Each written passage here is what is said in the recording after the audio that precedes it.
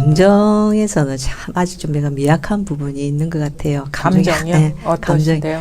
그러니까 좋은 거는 별로 거기에 대해서 뭐 끌려가거나 이런 건 없는데 예. 이제 어떤 이게 인연, 그러니까 관계에서 직장을 다니니까 거기서 화를 내죠. 뭐 예. 싫으면 예. 내는 거는 그냥 근데 화를 낼 때 예. 내고 나서도 뭔가 예. 찝찝한 게 있는데 예. 이제 보니까 그때 마지막에 이 나라는 무의식적인 게 다 같이 있는 것 같아서 예. 그러니까 거기서 내가 손해 보기도 싫고 막 그런 게 딱 있는 것 같은 예. 느낌이 예. 드는 거예요. 예.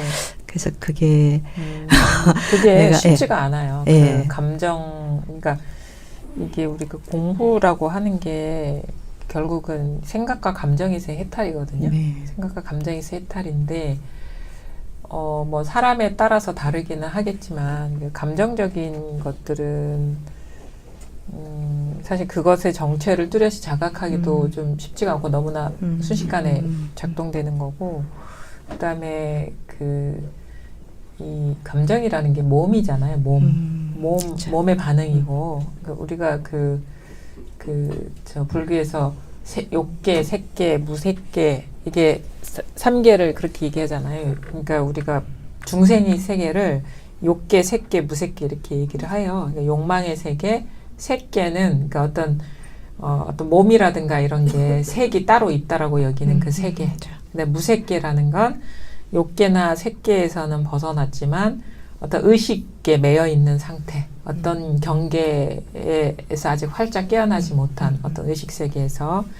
근데 욕망의 세계에서는 이제 보통 사람들은 이제 뭐 이런 것들이 다 혼재돼서 일상생활을 하는데 구속돼 있는 거죠. 욕계, 색계, 무색계. 근데 우리가 마음 공부를 좀 해서 뭔가 조금 일종의 어떤 체험을 했다거나 그 변화가 있으면 이 욕망의 세계 확 밖으로 찾지는 않아요. 어떤 밖을 막 예전에 막 뭔가 추구해왔던 그런 들끓는 마음은 그렇죠. 쉬워지는데 이미 뭐가 있다라고 여기는 것에서 벗어나기 쉽지 않죠. 그러니까 그렇죠. 이미 고정관념으로 이렇게 살아왔잖아요. 새롭게 뭔가를 추가하지는 않지만 새롭게 뭔가를 받아들여서 축적하지는 않지만 네. 기존에 갇혀있던 고정관념에서 예. 해탈은 또 이게 남아있는 거거든요. 네네. 이게 가장 대표적인 게 색계. 그러니까 예. 몸이 있어.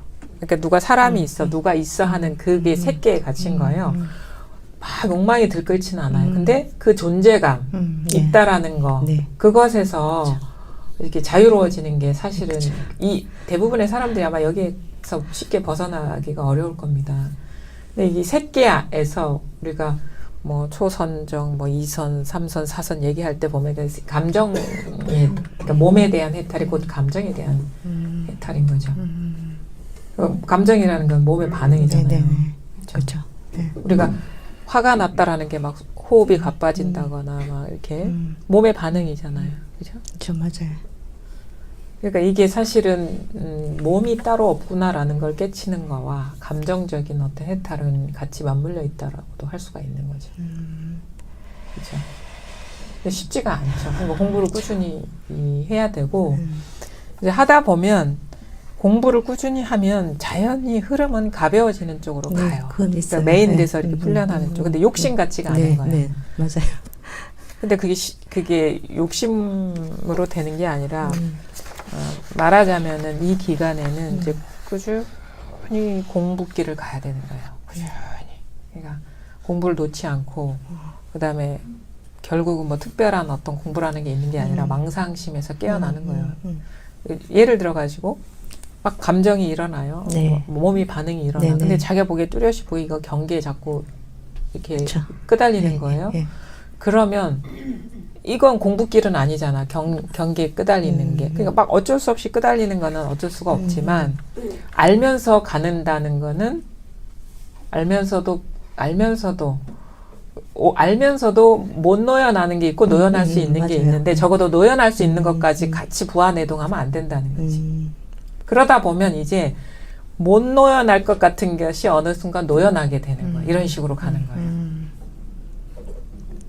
그렇죠. 좀 가벼운 게 있고 그냥 지나가는 게 있고 탁 걸리면은 네. 그냥 거기서는 그냥 하는데 내 행동은 벌써 다 자유롭게 돌아가 하는데, 버린 게 있고 근데 그게 좀 공부를 하다 보면 이제 그 무거운 것들이 가벼워지는 쪽으로 가게 되죠. 그러면 이제 노연하게 되고 이게 다 해결될 때까지 계속 꾸준히 해내야 되는 거죠. 해내는데 이제 본문은 듣는데 네. 이제 요새는 자꾸 그거를 본다 해야 되나? 그걸 자꾸 내가 좀 집중을 하는 것 같더라고요. 그런 어떤 거? 감정에 대해서 내가 아. 어떤 반응을 일으키는지. 자꾸 예, 반복적으로 걸리니까 예. 그거는 뭐 그럴 수 있죠. 이게 막 해결이 안 되고 예, 계속 그렇죠. 습관적으로 돌아가니까 예. 뭐 벗어나고 싶은 마음은 크니까 관심이 거기에 가게 되죠. 그러니까 그게 미세하게 불편한 걸 내가 이렇게 착 피해 가려고 하는 그런 마음도 있는 것 같더라고요. 그래서는 해결이 안 돼요. 그렇죠. 그러니까 우리가 이제 감정도 그래서 제가 직면하라, 있는 그대로 봐라, 막 이렇게 얘기를 하는 게 그게 감정이라는 게 그 이 바탕의 일이라는 게 뚜렷이 자각되면 그게 힘이 빠지거든요. 근데 자꾸 이렇게 피해 다니면 그 볼 기회가 없어지는 거죠.